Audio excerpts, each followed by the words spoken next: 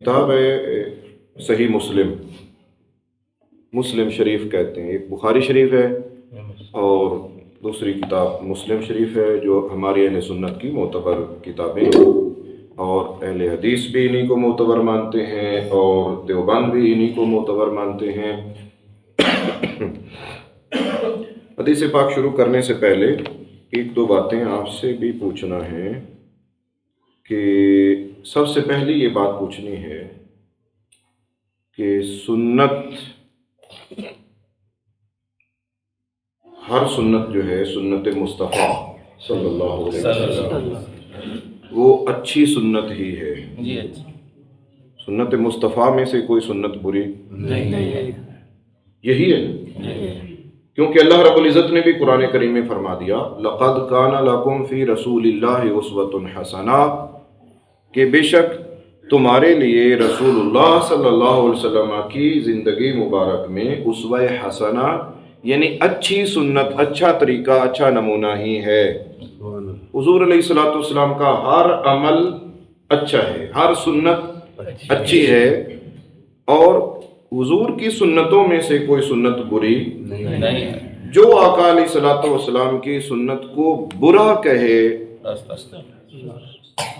वो बंदा मुसलमान रह सकता है? नहीं। जी बोलिए ना। नहीं मुसलमान रह सकता। बल्कि ये तो बहुत बड़ी बात है सुन्नत को बुरा कहना। अहले इस्लाम का अकीदा और नजरिया ये है कि जो हुजूर अलैहिस्सलातु वस्सलाम की सुन्नत को ज़बान से बुरा ना भी कहे, वैसे दिल से नफरत करे, वो बंदा भी मुसलमान नहीं रह सकता। अब आइए सुने हदीस पाक, अगर इतनी बात अपने ज़हन में रखना। और अब हदीस पाक सुनिए, ये सफ़ा नंबर 341 है। इस पर हदीस पाक है कि रसूल करीम सल्लल्लाहु अलैहि वसल्लम ने इरशाद फरमाया, मन सन्ना फिल इस्लाम सुन्नतन हसनतन, जिसने इस्लाम में सुन्नत हसना को जारी किया, जिसने इस्लाम में सुन्नत हसना को जारी किया, फ़उमिला बिहा बादहू, उसके जारी करने के बाद उस सुन्नत पर, उस तरीके पर अमल किया गया, और लोगों ने, बहुत से लोगों ने उस पर अमल किया या कुछ लोगों ने अमल किया, तो आका अलैहिस्सलातु वस्सलाम ने फरमाया, कुतिबा लहू मिस्लु अजरे मन अमिला बिहा, जिन जिन लोगों ने उस सुन्नत हसना पर अमल किया तो जारी करने वाले को भी उनके सवाब जितना सवाब अता किया जाएगा। और फिर साथ ये भी फरमा दिया कि जो अमल करने वाले थे वो भी परेशान ना हो कि हमारे सवाब में से सवाब उठाकर उस जारी करने वाले को दे दिया गया है। ऐसी बात नहीं है। फरमाया, वला युनक़सु मिन उजूरिहिम शैउन, तो अमल करने वालों के अपने अमल में से सवाब की कमी नहीं की जाएगी। जितना सवाब उनको मिलना है उनको उतना ही मिलेगा, पूरा ही मिलेगा, बस उसके बराबर सवाब उस जारी करने वाले को मिलेगा। फिर आका अलैहिस्सलातु वस्सलाम ने फरमाया, वमन सन्ना फिल इस्लाम सुन्नतन सय्यतन, और जिसने इस्लाम में बुरी सुन्नत जारी की,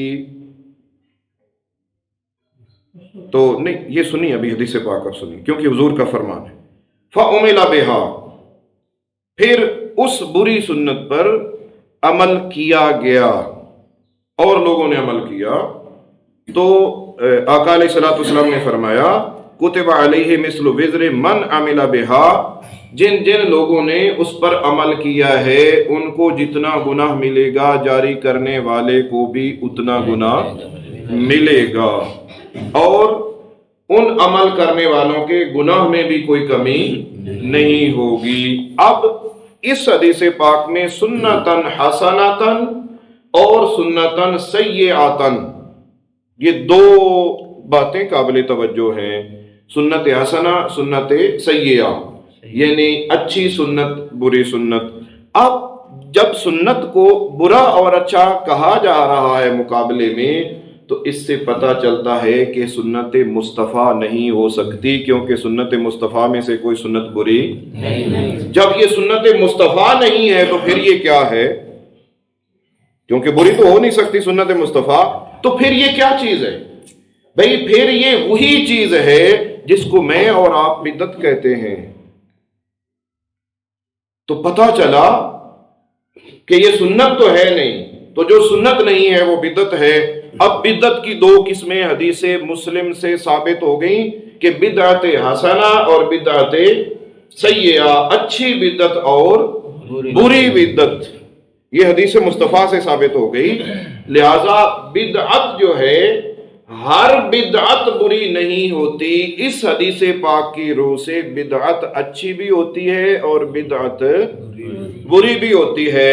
جو احادیث 3 دن ہم پہلے پڑھتے سنتے رہے ہیں، ان میں جو تھا کہ کل محدثۃ بدعہ، یا تھا کل بدعۃ ضلالہ، کہ ہر نئی بات بدعت ہے اور ہر بدعت گمراہی ہے، اس سے مراد اچھی اور بری ہر بدعت نہیں ہے، اس سے مراد ہر بری بدعت گمراہی ہے، ہر بری بدعت بری ہے۔ اور حدیث کا سیاق کلام بھی یہی بتا رہا ہے۔ اب آپ سنیے کہ یہ حدیث پاک حضور علیہ الصلوۃ والسلام نے کس موقع پر اور کن حالات میں بیان کی، تو اس کا شان ورود یہ ہے، یعنی کس مقام پر یہ وارد ہوئی۔ آقا علیہ الصلوۃ، یہی تفصیل موجود ہے۔ آقا علیہ الصلوۃ والسلام کی بارگاہ میں کچھ لوگ کسی قبیلے کے حاضر ہوئے اور وہ انتہائی تنگ دست تھے، غریب تھے، بھوکے تھے، ان کے جسموں پر انتہائی خستہ اور گھٹیا لباس موجود تھا۔ تو ان کی حالت دیکھ کر رسول کریم صلی اللہ علیہ وسلم رنجیدہ ہو گئے۔ یقیناً حضور کی شان امت کے حق میں یہ ہے کہ حضور امت پر بہت مہربان ہے۔ سبحان اللہ۔ امت کا درد مصطفیٰ کریم علیہ الصلوۃ والسلام کے دل میں ہے۔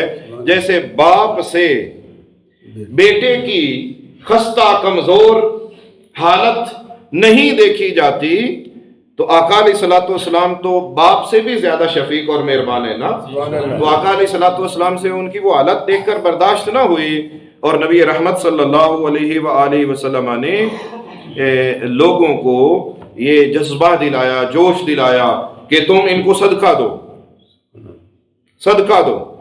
اب جب حضور نے یہ بات کی مجمع میں، تو حدیث کے الفاظ میں فَأَبْطَؤُوا، لوگوں نے تھوڑا سستی دکھائی۔ تو اتنے میں ایک شخص آیا، ایک صحابی آیا، اور اس نے اپنی جھولی میں یا تھیلی میں کچھ چاندی بھری ہوئی تھی، اور بعض روایات میں یہاں تھیلی کا ذکر ہے، بعض روایات میں ہاتھوں کا ذکر ہے کہ وہ اتنی چاندی لے کر آیا کہ اس کے ہاتھوں کے لیے وہ اچھا خاصا وزن محسوس ہو رہا تھا، اور وہ وزن اس کے ہاتھوں کو تھکا رہا تھا۔